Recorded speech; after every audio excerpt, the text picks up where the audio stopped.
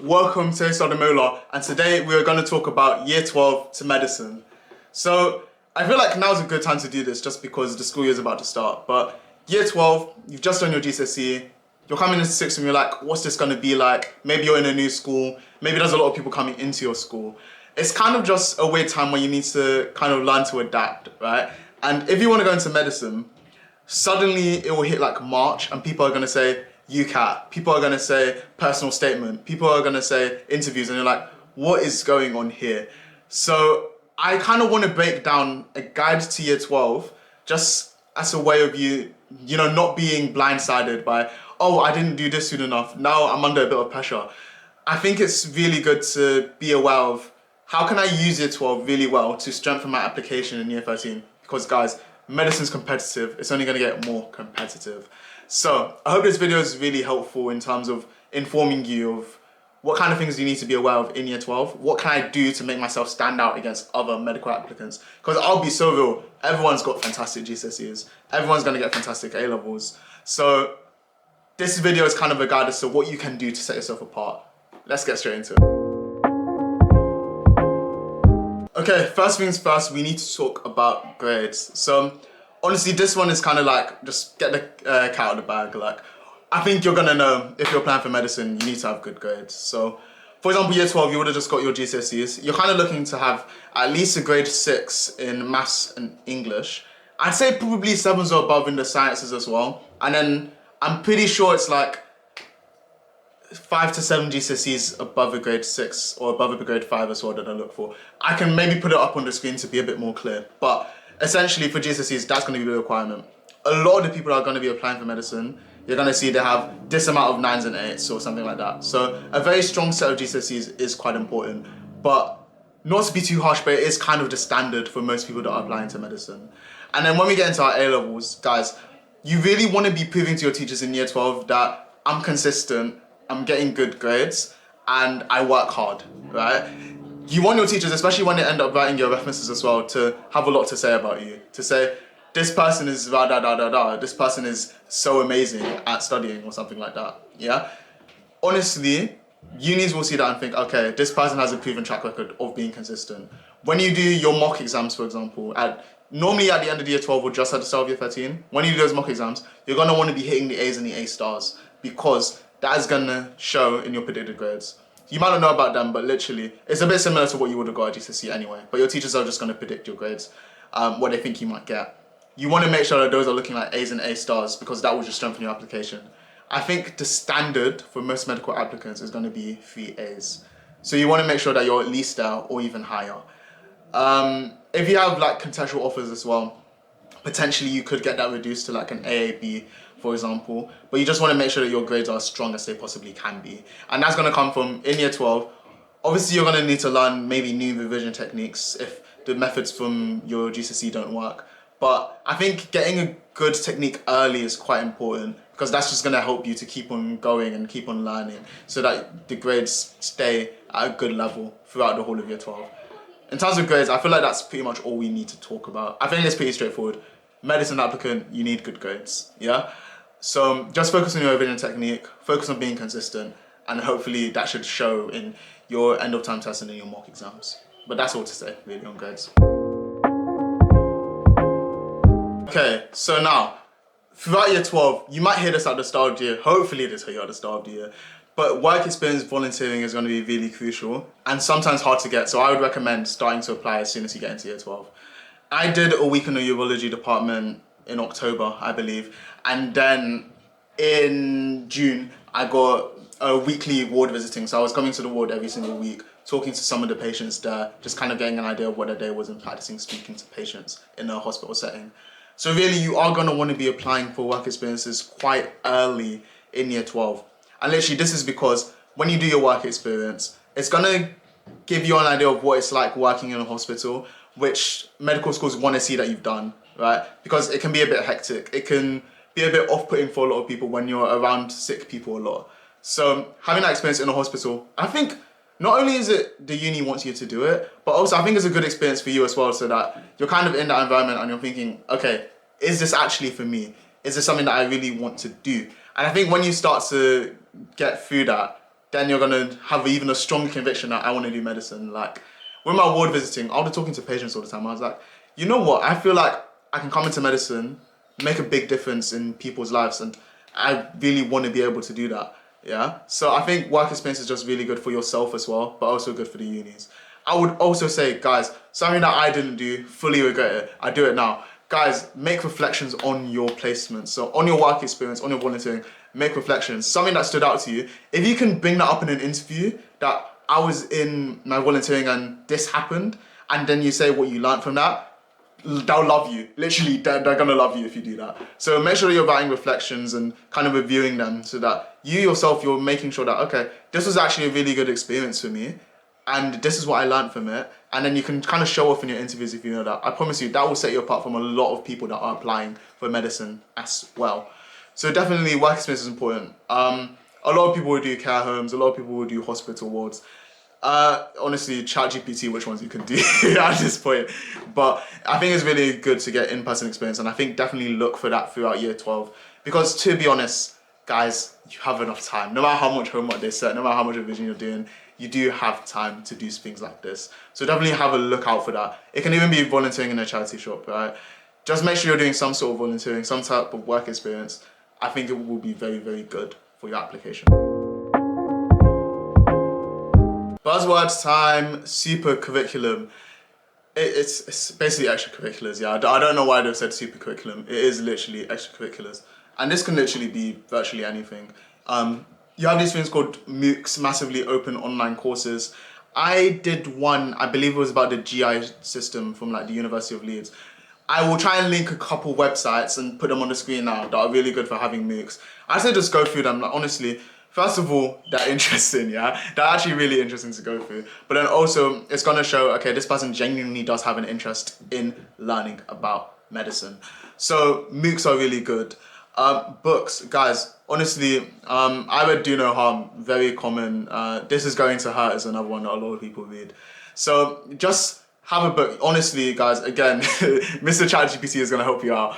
But look at books that you can read that are gonna teach you more about medicine. Maybe it's like, for example, Do No Harm is a reflection from a neurosurgeon. I found it so interesting, just like exploring the way that he thinks and his ideas related to his work in neurosurgery. I thought that was like so fascinating. So genuinely read books, because one, it shows you're interested in medicine and you're willing to actually spend time outside of just learning your spec. But then also, I think it genuinely is just interesting and genuinely does make you have more of a passion for wanting to do medicine. Honestly, guys, a bit of a cheat code for me, you do not need to read the whole book. Like, I didn't read the whole of that Do No Harm. And maybe that's a bit poor for me. But it's because I'm reflecting on what I read. So if I can find it, I did literally, on my notes on my iPhone, I wrote about what I was reading, what I was learning from it, and literally at length I did that. I didn't finish the book, but I wrote at length about that so I can read back on what did I learn. So you're gonna notice journaling reflection is so important when you're applying for medicine, yeah? In terms of supercurriculum, I think if you're being extra, you can go to like extra lectures and online programs. I don't necessarily think you have to do that, but it can be useful. And to be honest, I say extra, but hands up, I did it. I did a course about anatomy. So honestly, things like that, they just show that outside of you just being good academically, you actually have other stuff going on. So definitely that's something to be aware of, supercurriculum. Very important. But this is more, not really extracurriculars in terms of like football and like sports, which is good, by the way. Definitely be involved in stuff like that. But supercurriculum, I think, is more just related to learning, but it's not in the spec. You're showing that you actually have an interest in what you want to study. So that is my advice on supercurriculum. Okay, I will wax lyrical about how I don't think personal statements are that important for medicine applications. But again, hands up, I don't do medicine applications in terms of like, I'm not on an application board. But either way, guys, there's no easy way to say this. Suck up to your teachers. Genuinely, make sure your teachers love you by the end of year 12, yeah? Genuinely, because the more your teacher likes you, the better they are going to write your reference, yeah? So make sure that, not only that you're just sucking up to them, but genuinely just be nice to your teachers. Like, it's not that hard to do. And also, whilst you are being nice to teachers, make sure that you're mentioning things that you do outside of school. So like, for example, are you the captain of a sports team. What achievements did you win? So like, for example, I got achievements in like French, biology, chemistry. Mention things like that because they can say, okay, he told me this, I'm gonna add that onto my personal statement. Just literally make your teacher's job easier when you're asking for help with like references and personal statements. Make their job easier by telling them, okay, this is a draft I've done, or these are kind of stuff that I've done. Could you please help me to make this into a personal statement that's actually good enough to send off for unis? I do think if your teacher likes you, they're more likely to give you a better one. So that's what I'm saying. Just genuinely be nice to your teachers. Not just because you want a good reference, obviously. But honestly, teachers are pretty cool, to be honest. So I'd say just be nice to your teachers. Make sure you can get a good reference. And genuinely just make that job easier. Just help them out. Say that you've done da-da-da, and then they can include that in a reference, for example. So I think that's just a kind of small bit of advice on that. Okay, and then to wrap it up, we need to talk about entrance exams. So you've done your mock exams, hopefully smashed it. Then we need to talk about the UCAT, UK Clinical Aptitude Test, I believe is what it's called. If I smashed that, I've smashed that. But yeah, the UK Clinical Aptitude Test, the UCAT. So this is a test, normally you'll do it over the summer. So I did mine like mid-August. Some people would have waited until like mid-September, end of September to do it. But it's a test where you'll test on different domains. So they have changed it since when I did it, but I believe now you've got verbal reasoning, quantitative reasoning, decision making, SJT, I believe, situational judgment test. I think they've taken out abstract reasoning. If I miss anything, I'll put it up here. But the UCAT is a test that you basically do to get into medicine, yeah. The grade that you get, there's not exactly like grade boundaries, but you can compare it against previous thresholds from each university, so you can see with this grade, where can I apply? I'd say you don't really need to worry about UCAT at all until you finish your mocks. That's when I'd say is prime time to start UCAT revision. And unfortunately, you are going to have to pay a bit, not too much, but you are going to have to pay a bit to revise for that UCAT. So I loved using Medify. There's another app called Midentry where you've got question banks. Go through them. I'm sure there's a lot of videos on YouTube. Even I used to go on TikToks as well to get some advice on how to revise for the UCAT. I feel like it's such a hard test to revise for because it's just not typical as to what you would have expected. But it is very important that you go and you prepare yourself for that UCAT. I think you also do have to pay to sit the exam, and then you have to go to a test center to do it. So just be aware, at the end of year 12, this is when you need to start thinking, okay, it's UCAT time. And just make sure you're well prepared for that. Pick a test date good enough in advance. I picked mine too early, and by the grace of God alone, I got a good enough grade. But make sure that you give yourself enough time to revise, yeah? I probably started revising.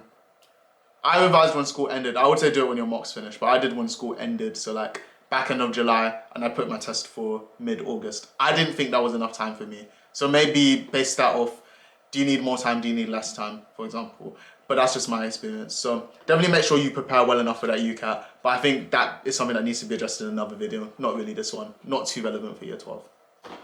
Okay, and I hope that video has been really helpful as is letting you know what do you need to do in year 12 to help yourself prepare for a medicine application. So literally, guys, what I've essentially said, focus on the grades and focus on that volunteering experience. When you're doing volunteering and work experience, make sure you reflect on that. So important to help you with your interviews. And it also just helps you to realize, why do you actually really want to do medicine? Yeah.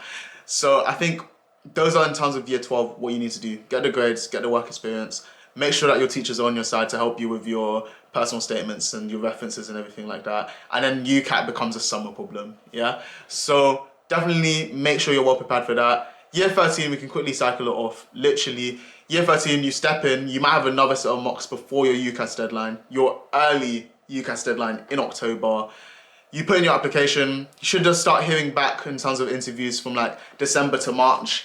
And then after the interviews, that's when you'll start to get offers. So sometimes you'll get offers a bit early. You'll probably hear someone gets an offer in like February or March, one of the lucky ones. Some people have to wait. I got mine mid-April and that wasn't even the latest. So that's just something to just be aware of. Year 13, in terms of your application, not too much to worry about. It's going to be more about making sure that you get those grades so that you can get into the medical school that you hopefully get offered into.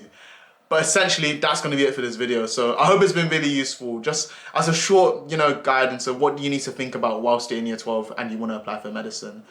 I hope it's been really helpful. Any questions, comment below, I'll do my best to answer.